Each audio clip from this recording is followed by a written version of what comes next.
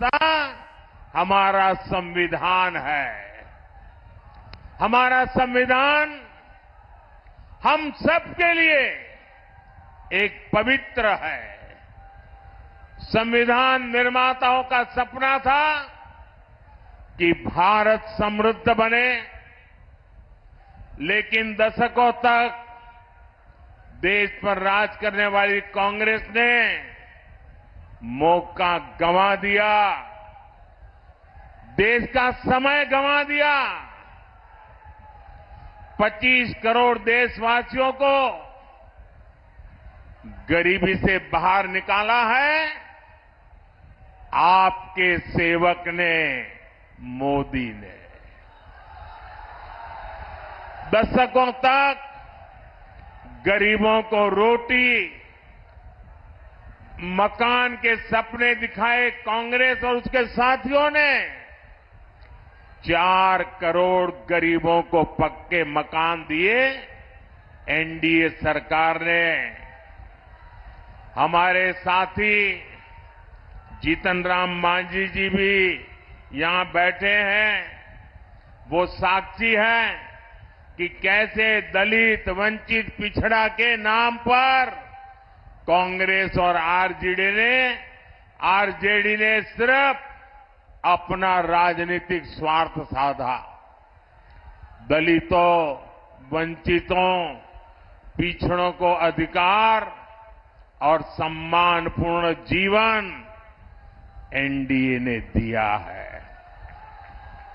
साथियों, अब अगले 5 वर्षों के लिए मोदी का गारंटी कार्ड अपडेट हो गया है।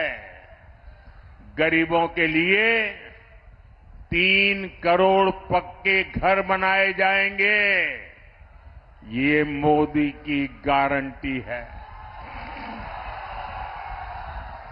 गरीबों को अगले 5 साल तक मुफ्त राशन मिलेगा। ये मोदी की गारंटी है। 70 वर्ष की आयु से ऊपर के हर बुजुर्ग को 5 लाख रुपए तक का मुफ्त इलाज मिलेगा। ये मोदी की गारंटी है। किसान सम्मान निधि आगे भी जारी रहेगी। ये मोदी की गारंटी है।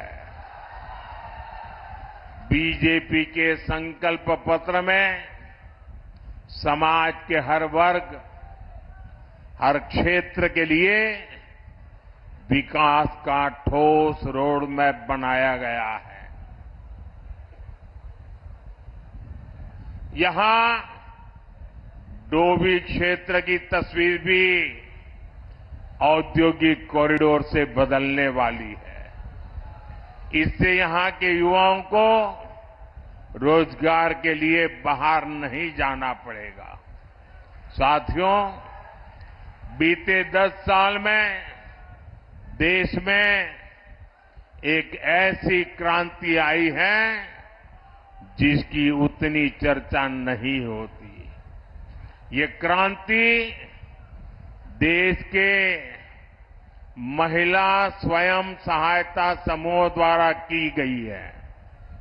पिछले 10 साल में 10 करोड़ महिलाएं सेल्फ हेल्प ग्रुप से जुड़ी है। बिहार में भी 1.25 करोड़ बहनें इस मुहिम से जुड़ी है। अरे हमारे गया जी में भी 5.25 लाख बहनें इन समूहों से जुड़ी है। जब कांग्रेस की सरकार थी तो महिला स्वयं सहायता समूहों को बिहार में 150 करोड़ रुपए से भी कम मदद दी जाती थी। एनडीए सरकार के 10 साल में इन्हीं महिला समूहों को 40,000 करोड़ रुपए से ज्यादा दिए गए हैं। इसी प्रयास से अकेले बिहार में 12 लाख से ज्यादा महिलाएं लखपति दीदी बनी है। अब मोदी ने देश की 3 करोड़ महिलाओं को लखपति दीदी बनाने का अभियान शुरू किया है। इसका बहुत बड़ा लाभ बिहार की महिलाओं को होगा। साथियों, हमारे एजेंडे में विकास भी है और विरासत भी है। यहां नॉर्थ कोयल प्रोजेक्ट कितने लंबे अरसे से लटका हुआ था, ये आप भी जानते हैं। ये एनडीए सरकार है जो इसे पटरी पर लाई है। इस प्रोजेक्ट के पूरा होने से गया और औरंगाबाद के किसानों को सिंचाई की बहुत बड़ी सुविधा मिलेगी। हमारी ही सरकार में प्रसाद योजना के तहत देश के 12 प्राचीन ऐतिहासिक धरोहरों में गया जी को भी शामिल किया गया है।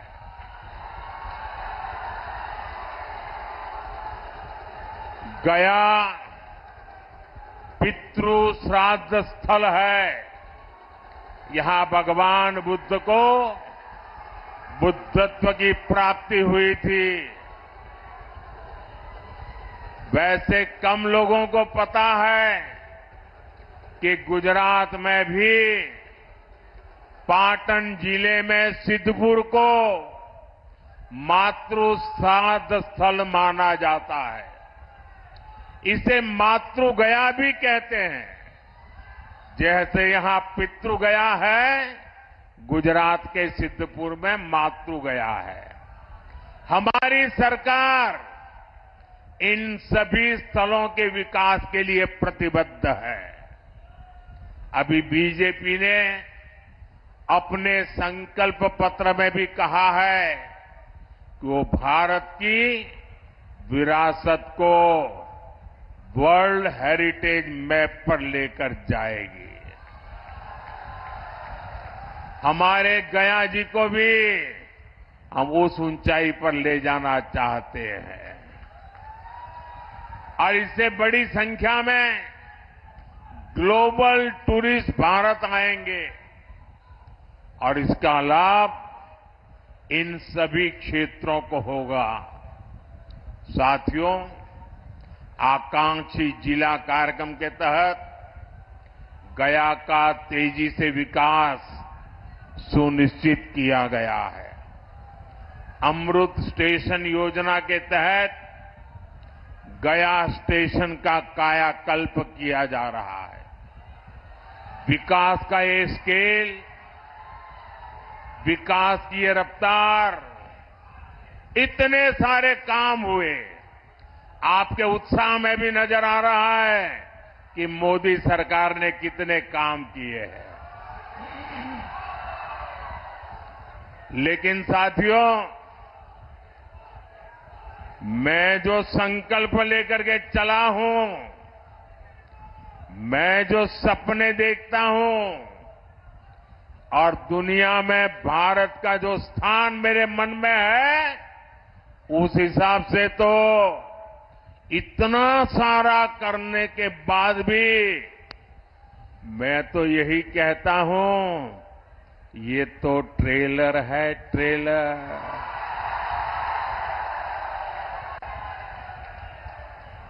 अभी तो मुझे देश के लिए बहुत कुछ करना है। बिहार के लिए बहुत कुछ करना है। साथियों, बिहार के लोग जानते हैं, ये चुनाव दल का नहीं, देश का चुनाव है। आज एक और देश की संस्कृति पर गर्व करने वाले हम लोग हैं, तो दूसरी ओर हमारी आस्था को नीचा दिखाने वाले लोग हैं। कल रामनवमी का पावन पर्व है।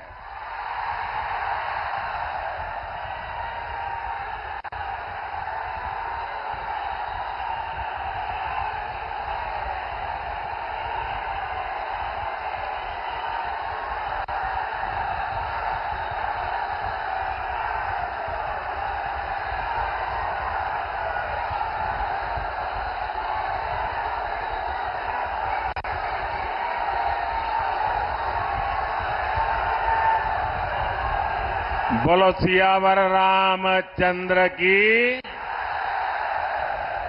साथियों, कल रामनवमी का पावन पर्व है। सूर्य की किरणें कल अयोध्या में रामलला के मस्तक का विशेष अभिषेक करेंगी। लेकिन घमंडिया गठबंधन के लोगों को राम मंदिर से भी परेशानी है। जो लोग कभी भगवान राम के अस्तित्व पर सवाल उठाते थे, वो आज राम मंदिर पर कैसी कैसी भाषा बोल रहे हैं। एक समुदाय के तुष्टीकरण के लिए इन लोगों ने प्राण प्रतिष्ठा कार्यक्रम का निमंत्रण ठुकरा दिया।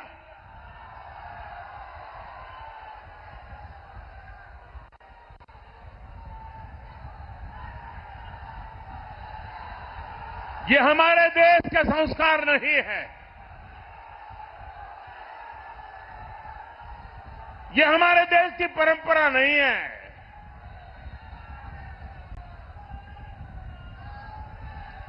इस घमंडिया गठबंधन के एक नेता कांग्रेस के विरोध तो खुलेआम कहते हैं कि वो हिंदू धर्म की शक्ति का विनाश कर देंगे।